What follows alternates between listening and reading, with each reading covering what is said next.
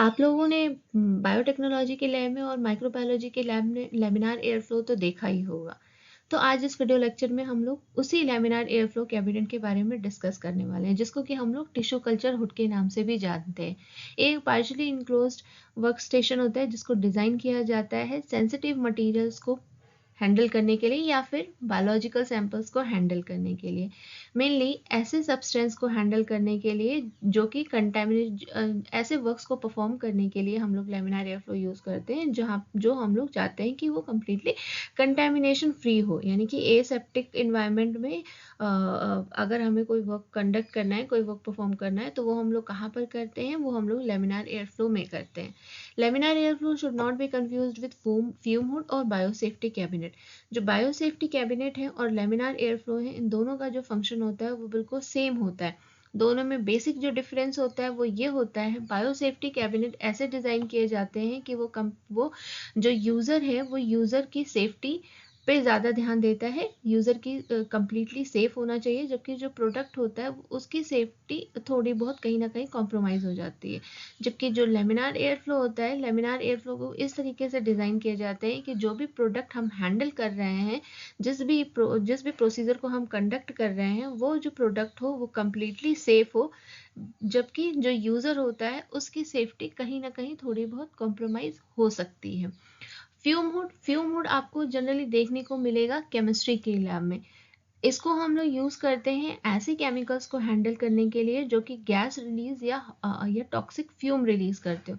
Fume hood में exhaust लगा हुआ होता है, इस एग्जॉस्ट की हेल्प से वो जो फ्यूम होती है, जो टॉक्सिक गैस रिलीज कर रहा होता है केमिकल, वो उसके एग्जॉस्ट की हेल्प से बाहर निकल जाती है।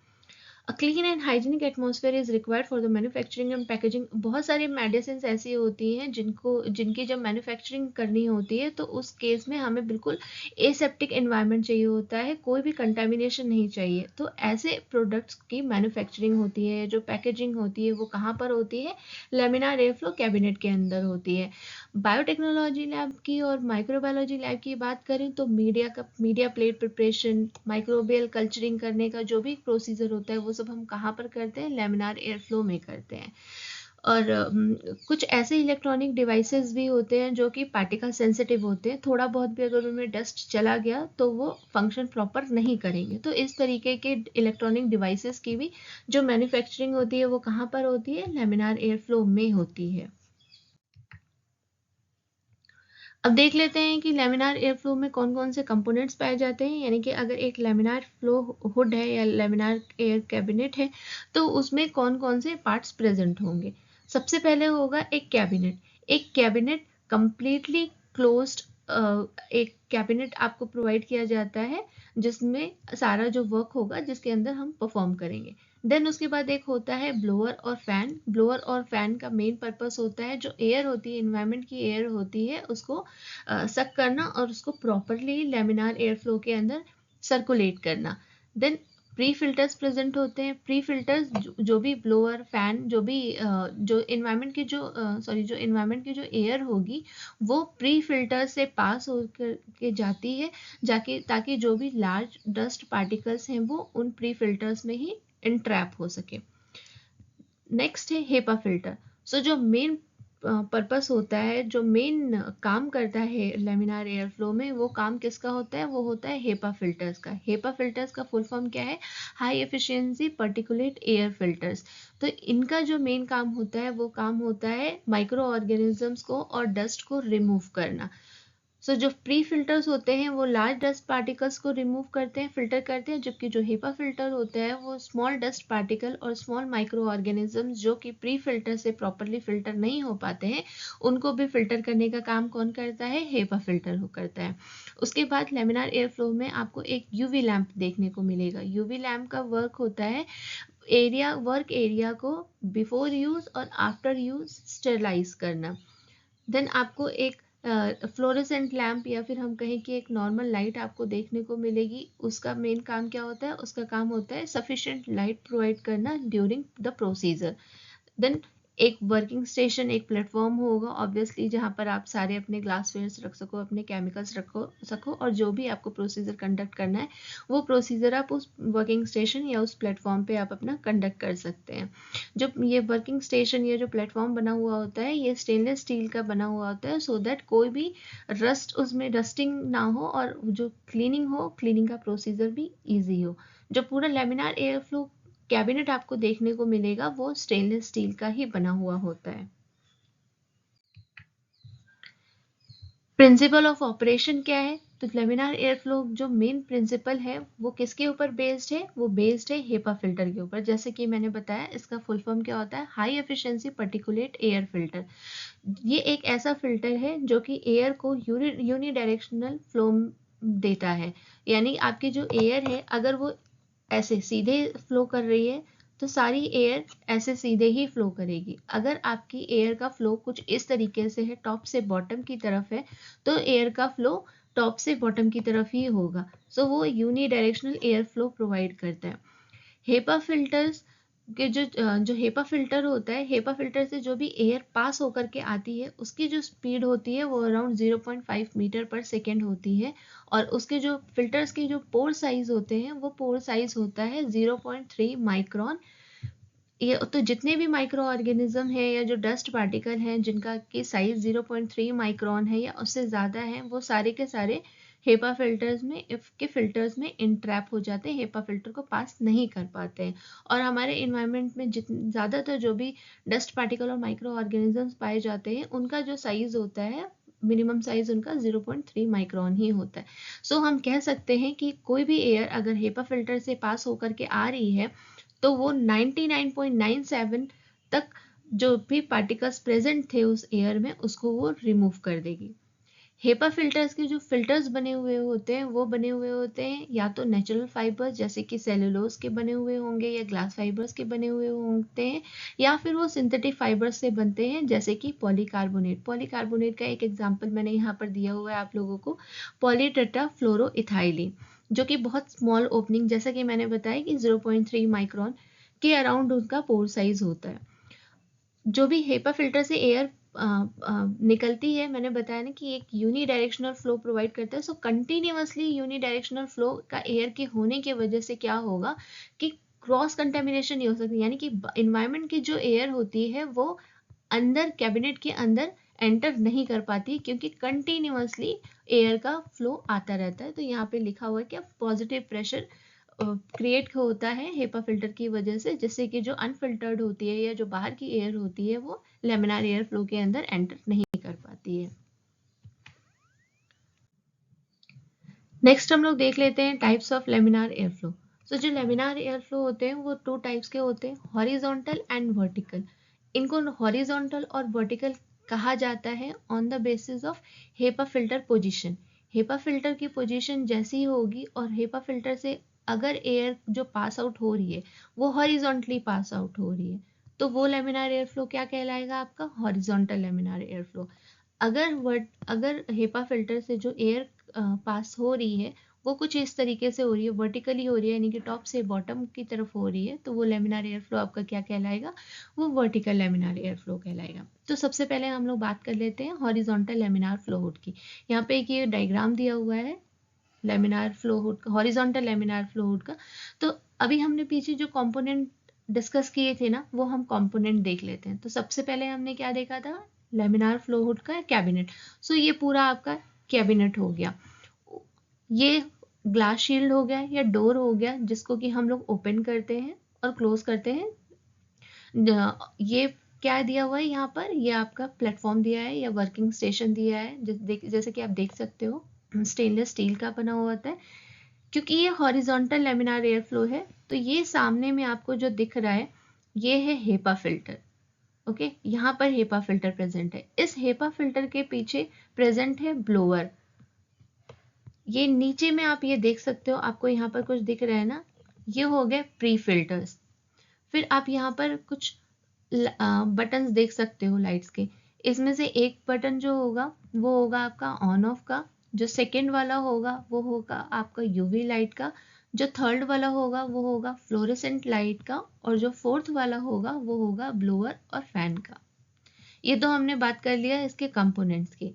अब हम लोग देखते हैं कि हॉरिजॉन्टल लैमिनार एयर फ्लो और वर्टिकल लैमिनार एयर फ्लो में क्या डिफरेंस है। तो हॉरिजॉन्टल लैमिनार फ्लो हुड में यहाँ पर ये आपका हेपा फिल्टर प्रेजेंट है।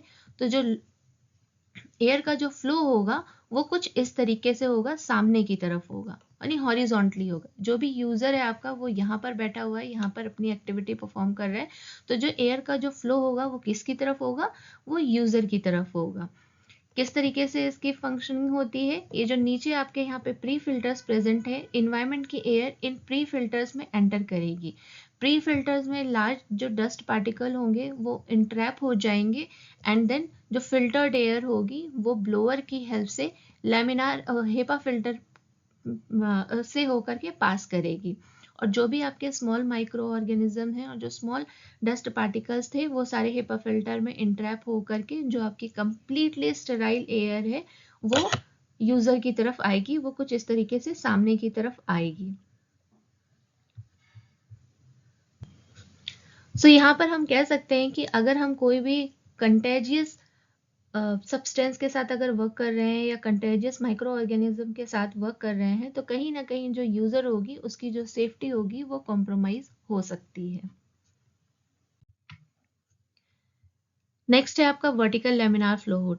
वर्टिकल लेमिनार फ्लो हुड का ये देखिए डायग्राम दिया हुआ है। यहाँ पर क्या है, यहाँ पर ये आपका जो हेपा फिल्टर प्रेजेंट होता है वो ये प्रेजेंट होता है, और जो एयर फिल्टर होकर के आती है वो कुछ इस तरीके से वर्टिकली आती है, यानी कि टुवर्ड्स द वर्किंग बेंच। ये वर्किंग बेंच प्रेजेंट है, ये वर्किंग बेंच की तरफ आती है। यहाँ पर vertical air flow vertical laminar air flow में जो प्री फिल्टर्स प्रेजेंट होते हैं वो इधर टॉप पे प्रेजेंट होते हैं, उसके नीचे आपका ब्लोअर होता है एंड देन हेपा फिल्टर। ये आपका पूरा कैबिनेट हो गया, ये आपकी ग्लास शील्ड हो गई, यहाँ पे ये आपका वर्किंग स्टेशन हो गया, प्लेटफॉर्म हो गया।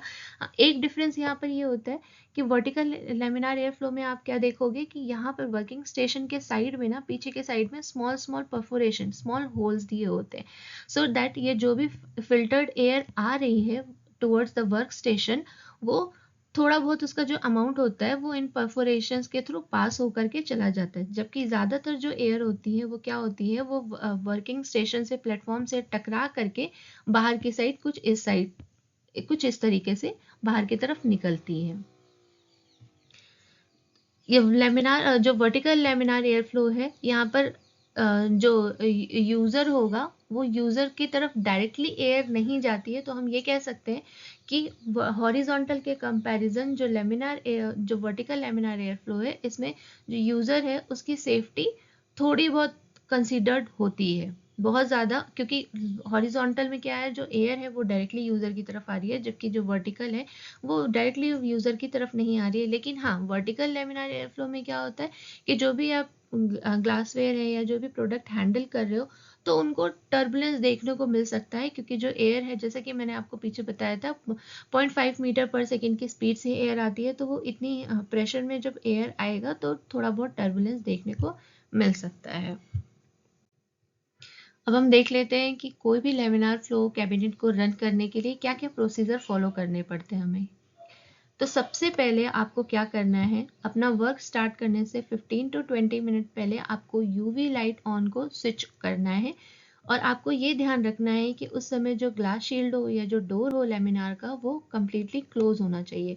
यूवी लाइट को स्विच ऑन करते ही आपको लेमिनार रूम से बाहर चले जाना है, आपको वहाँ पे नहीं रहना है, बिकॉज आपको पता है कि यूवी लाइट कार्सिनोजेनिक होती है, वो हार्मफुल हो सकती है। आफ्टर 15 to 20 मिनट आपको वापस आना है। अब आपको क्या करना है, यूवी लाइट को स्विच ऑफ कर देना है और वापस आपको लेमिनार रूम के बाहर चले जाना है और उसको एज इट इज रूम को छोड़ देना है 5 to 10 मिनट। 5 to 10 मिनट के बाद आप वापस आओगे।